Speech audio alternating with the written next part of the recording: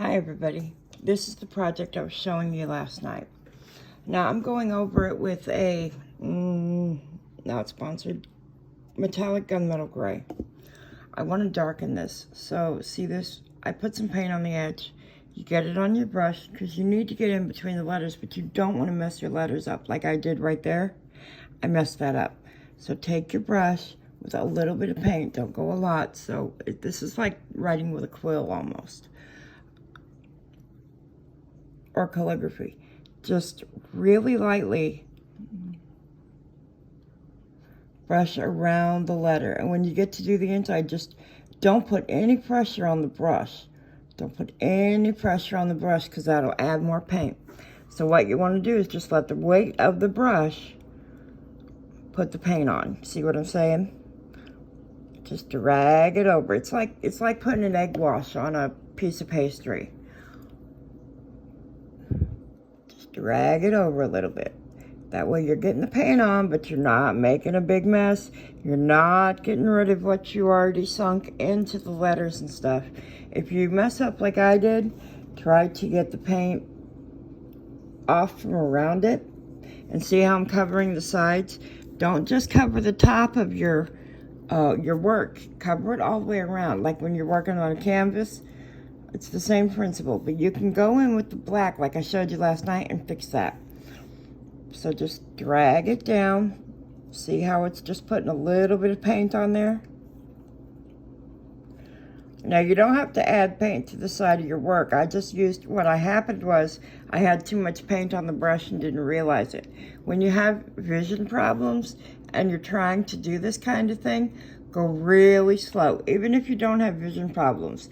Say your hands, even if you know you're perfectly fine, still go real slow. You don't need to go real fast. But if you or someone you know have vision problems, or if a kid's doing this, teach the kid to go real slow. Don't go fast or you're going to mess it up. See, you don't need to push at all, but see how that's changing the way the ceramic looks? And since you're not using a lot of paint on the brush, you have to dip it back in several times, but just real slow, right over the letters to get in between there. See, the word not hasn't been painted yet, but see the difference? Now you're gonna have pieces like this where it gets in. You could just go over that. You don't need to do the rubbing technique. You just dip it in and fix it. I'll show you in a minute. I would have you on my stand, but I haven't figured out how to keep it from falling off the thing so that you can see what I'm doing. I might have to tape the phone onto the stand. But get your corners, get your sides, because if you do the sides, this will make the work look finished instead of raw. Whenever you do this, I usually try to sign my pieces either under the bottom or on the back. You don't want to sign in the front of your work. And sometimes I forget to sign, but you don't have to do your whole name. Just do your initials and the date, or just your initials, depending on what you have room for. But you sign your work. Always sign your work. Always be proud of what you've done. And keep a record. I like to keep a photographic record of my work. Now, you can also put that together in an actual album, like a photo album. And then you have a copy of your work that's real. That you go to a craft show, put that photo album on the table so they can flip through your work. And sometimes you'll sell more or get a custom order because they can see what you've done in the past. Does that make sense? You're building a portfolio. Now, if you don't want to get the paint smeared or paint on your fingers, just move the work with your brush. See, you just go really, you can put more pressure on the sides, but when you're trying not to mess your wording up, don't put a lot of pressure on your brush.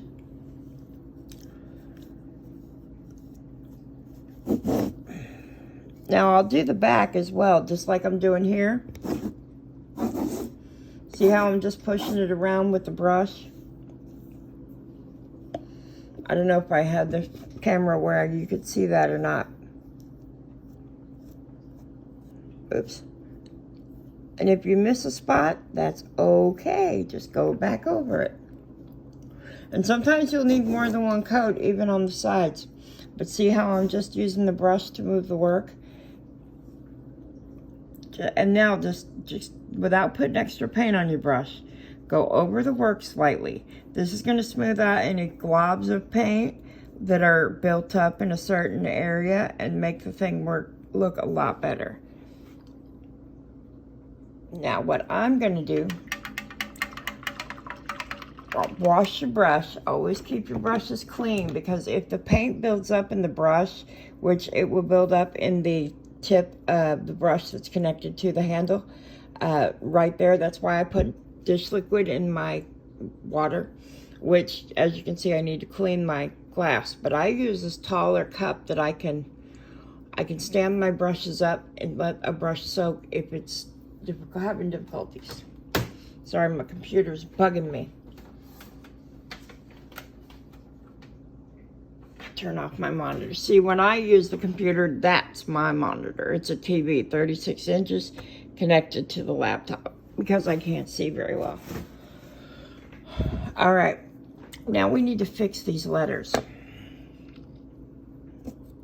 And always cap your paint. Never leave your paint uncapped unless you're working with that particular color. They get knocked over, they get dried out. If you don't have a cap, use plastic wrap and a rubber band. At least get a seal on it till you can find something else to put that in. Now this is silver glitter. I'm going to put you on the stand. Hold on a minute. Sorry about my finger in the camera.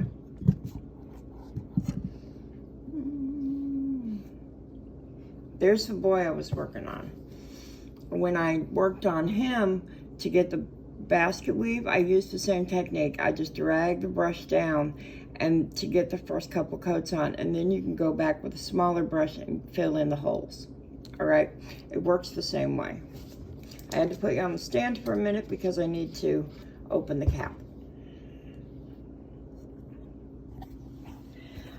Now you don't have to get as big a thing of this, but I use a lot of certain colors.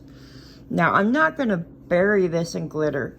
You don't want to bury your work in the glitter, because unless you're doing something for a child who likes that kind of thing, even keep in mind, if you're doing it for a child and you bury your work in the glitter, eventually that work's going to be sold or given away or whatever, and you don't know what the new owner's going to want.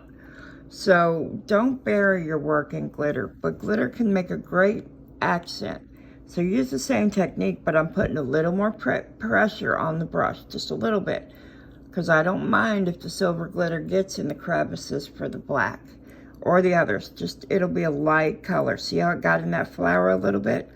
But you don't put it all the way in, because when the sun is shining on an actual item, it's shadows. Shadows are created. So by doing this and not filling in the holes and just letting it fall in, it makes the work look a little bit more like there's shadows. See their egg, the way it filled in. Top here, bottom here, this is open. That would have been shadow. It gives your work a little more depth. And see, I didn't go heavy on that glitter. Again, clean your brush. Keep your brushes clean. I can't stress that enough. I showed you this gazebo yesterday. And I told you yesterday my friend didn't like pink. Now, this is only the first beginning, but this is the new top of the... Now, I have to paint the bird because I accidentally painted over it. But instead of the pink, I went with the copper. When you're doing something like this, tip your work over. Don't forget the underside. People will notice, especially people like... That's why I love my mom to come look at my work. She can tell me what visually I might be missing. But it's this. Now, we want to fill in the black a little bit. Which, here's the color I used to fill in the black. I used a licorice color, not straight black. To me, they have different depth to the look. This is Extreme Glitter, not sponsored, black. For 2 fluid ounces, it's $1.97, I believe. Hold on, I can't get the bottle open with just one hand. I'm going to figure out how to put you on the stand and have it hands-free. I think I just need some painter's tape to tape y'all in place. Again, clean your brush and have a towel that you don't mind if it gets grungy. You got old clothes that your kids have stained up, cut them up for towels for your painting. You're still going to need to wash these, but at least you have something you can get stained up without worrying about it. Now this brush has a good tip on it, which is why I'm using it. You want something that has a good point on it. So if you don't have a good brush that has a good point on it, take a pair of scissors and create a point. You don't want to spend a lot on your brushes. Now this one, I don't mind if it gets a little gloppy. I can fix that with a little more silver paint. But you're just putting a light coat. Don't go too heavy. Now it's going to go on white. It will dry clear with, sorry about that, my neighbor's being the eye dot. It will dry clear with that flecks of glitter. If it gets a little bit on the outside, because I used gunmetal gray and silver glitter, it's not going to hurt it. But I don't want to fill these little ones so much, so I'm running across them just like I did before to fill the black. I'm not going to do the A because it's already got, but see, you're not wanting to fill the little ones too much. You want that kind of shadow look, so just let them fill the way they're going to. And you can always tip your brush over. You don't need to use gobs of paint here. Sometimes less is more. And see what I did there? There's paint on the bottom side, or the back side of the brush, so I'm just moving it over the work, and then I slide it across. Like I said, this is gunmetal gray with silver glitter, so I can slide it across without hurting the work. Now don't do any cleanup work at this point. Let this sit and dry before you do anything else. There's a lot of letting things sit and dry when you're doing ceramics, but expect that. That's going to be perfectly normal. It's like this. I can't move on it to repair the bird or highlight the rest of it. I'm going to highlight the grass with some, where is it? Here's what I'm going to highlight the grass with. Metallic Christmas green and maybe a little green glitter to give it some depth. Like I said, I use glitters even on adult things, but I don't go crazy. You know, you might regret the way it looks if you go crazy. Like these are the heaviest glitters that I usually do, like the wings and stuff. Now this one's heavily glittered on the wings. See how heavy the coat of glitter is? This is gold paint underneath. Hold on, I'll give you the name of the gold paint. Let me source it out. It's antique gold on the wings. And then I grabbed a fine gold glitter. Now what I mean by fine, let me take you over here so that I can find it. And see, I've got several tubes of the same color. The colors I use the most, I get more tubes of because I'm gonna run out. Like there's a silver, there's another gunmetal gray. There. This is a medium size glitter. This is why I didn't use this. I don't really like this size glitter. Yes, it's bigger and I use this more on like a child's thing, but I don't like the way it looks. You can see the pieces of glitter way too much. So instead of doing that, that's a medium glitter. This one that I've just lost. This one is a finer glitter. It's smaller.